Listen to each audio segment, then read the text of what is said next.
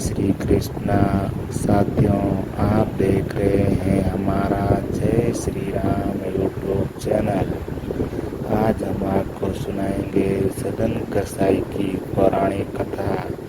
कसाई कुल में जन्मे थे सदन जी। उनका दिन भर एक ही काम था, मांस बेचना तोलना। दिन भर यही काम करते थे सदन कसाई। एक बार की बात है, वह रास्ते से कहीं जा रहे थे। उन्हें एक और पत्र मिला। सदन कसाई जी ने सोचा कि ये तो भार तोलने के लिए काम आएगा। वह उस पत्र को मांस तोलने के लिए अपनी दुकान पर ले आए और फिर उसी से मांस तोलते। लेकिन उन्हें यह नहीं पता था कि वह गौरभद्र शालिग्राम भगवान है। वह कीर्तन करते हुए मांस तोलने थे। उनकी आंखों से आंसू-पात होता रहता था। एक बार एक महात्मा जी मुंह ढके अपना कपड़ा रखकर वहां से निकलते रहे थे। उन्होंने देखा कि ये तो शालिग्राम जी हैं।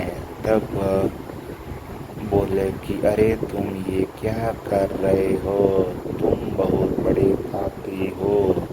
ये बात तो साक्षात शालिग्राम जी हैं। सदन जी ने कहा, महाराज मुझे गलती हो गई है, मुझे तो पहचान नहीं। महात्मा ने कहा, लाओ लाओ इन्हें मुझे दे दो।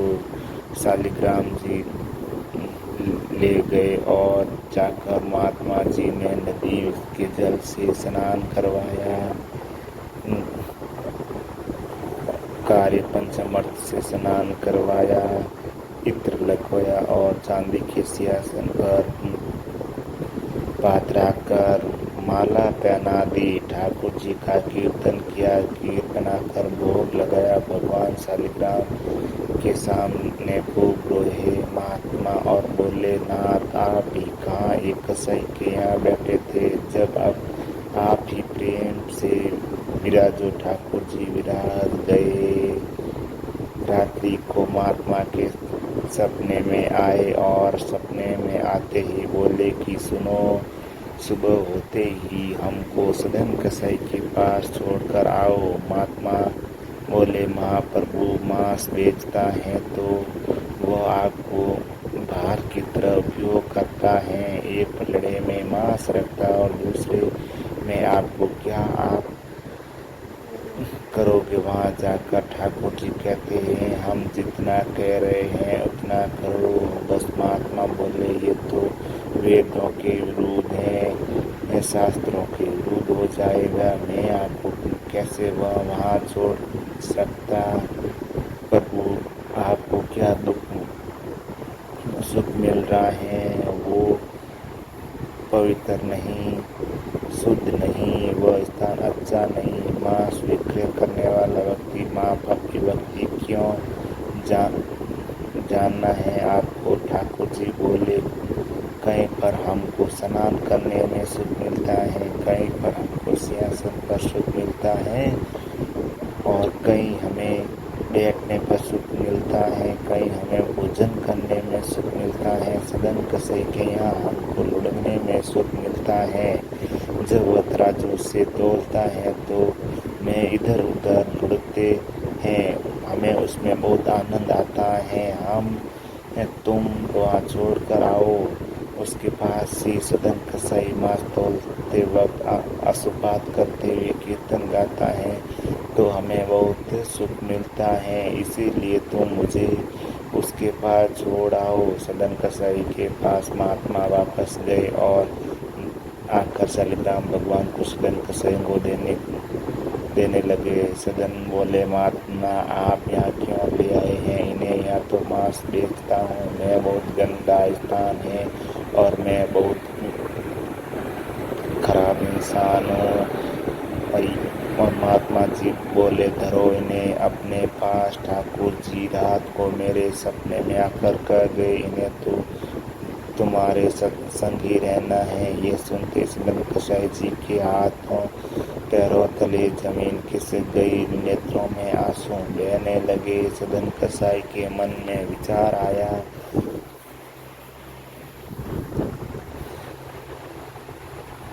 सदन कसाई के मन में विचार करने लगे, मैं इतना बड़ा पापी, इतना गंदा इंसान, और ठाकुर जी मुझसे मिलने के लिए मेरे पास चले आए। क्या मैं इनके लिए इतना भी नहीं कर सकता कि ये दूषित काम ना करूं? ज़्यादा से ज़्यादा लोगों का भोजन तो नहीं मिलेगा, मुझे धन ही तो नहीं कमा पाऊंगा, लेकिन इससे बढ़कर और क्या चाहिए कि ठाकुर जी मुझसे मिलने के लिए व्याकुल हो रहे हैं। उसी समय सदन कसाई अपनी दुकान बेच दी तब और सब काम बंद कर दिए। अब बस अपने ठाकुर जी के लिए जीने लगा। आप मुझे मिलने के लिए तड़प रहे थे, अब मैं तड़पूंगा आपसे मिलने के लिए। मैं आऊँगा आपसे मिलने के लिए। निकल पड़े सदन कसाई जगन्नाथपुरी की ओर। पूछा लोगों से, कहा पूरी लोगों ने दिशा बताई और फिर चल दिए सदनपुरी की ओर। मार्ग पर चलते हुए संध्या के समय सदन जी एक गांव में एक गृहस्थ के घर भिक्षा के लिए पहुंचे। घर में दो व्यक्ति थे, एक पुरुष और एक स्त्री। स्त्री सदन कसाई के उस स्वस्थ और सुंदर सबल पुरुष पर मोहित हो गई।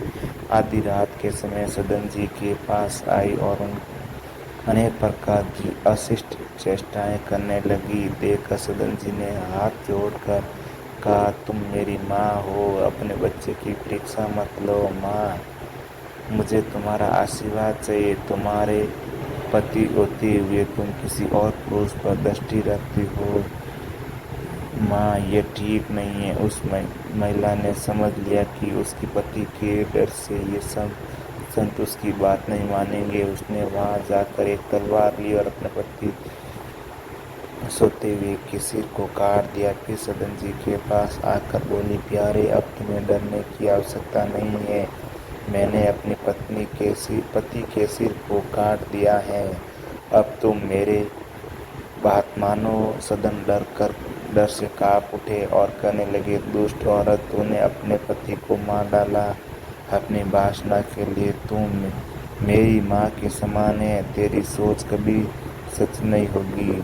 वह जब और महिला को लगा अब मेरी बात ये नहीं मानेगा तो वह द्वार जाकर छाती पीटने लगी और रोने लगी। लोग उसका रोना सुनकर एकत्रित हो गए। उस औरत ने कहा, इस यात्री ने मेरी पति को मार दिया है और यह मेरे साथ गलत चेष्टा करने की कोशिश कर रहा था। उस औरत ने भक्त सदन को कई तरह से बदनाम किया। कुछ लोगों ने उसे मारा भी, लेकिन सदन ने कोई स्पष्टीकरण नहीं दिया। मामला वहां के राजा के पास पहुंचा। सदन वास्तविकता में अपने प्रभु की लीला देख रहे थे, इसीलिए अपराध न करने पर भी अपराध स्वीकार कर लिया। राजा के आदेश के बाद उनके दोनों हाथों को काट दिया। सदन के हाथ कट गए और रक्त की धाराएं बहने लगी। वे इसे अपने प्रभु की कृपा मानते थे। उनके मन में भगवान के प्रति कोई भी रोष नहीं आया। भगवान के सच्चे भक्त इस तरह के दुख को भी अपने स्वामी की दया मानते हैं। भगवान के नाम का कीर्तन करते हुए सदन जगन्नाथपुरी की ओर बढ़ गए। वहाँ पुरी में भगवान ने पुजारी को सपने में आदेश दिया, मेरा भक्त सदन मेरे पास आ रहा है, उसके हाथ कट गए हैं, पाल के लेकर जाओ और उसे आदर पूर्वक ले आओ। पुजारी पाल के मंगवा कर गए और आग्रह पूर्वक भक्त सदन को उसमें बैठा कर ले आए। सदन ने जैसे ही श्री जगन्नाथ जी को दंडवत करने के लिए भुजाएं उठाई, उनके दोनों हाथ पूर्व ठीक हो गए। सदन ने भगवान की असीम कृपा का अनुभव किया। वह भगत प्रेम में पूरी तरह से लीन हो गए। बहुत समय तक वो भगवान के गुणों की प्रशंसा करने उनके नाम का कीर्तन करने, उनके ध्यान में मग्न रहे। फिर उन्हें पुरुषोत्तम क्षेत्र में निवास किया और अंत में जगन्नाथ जी के पादों में अपने शरीर को त्याग दिया। वे परम भक्त और परम धाम को पहुँच गए।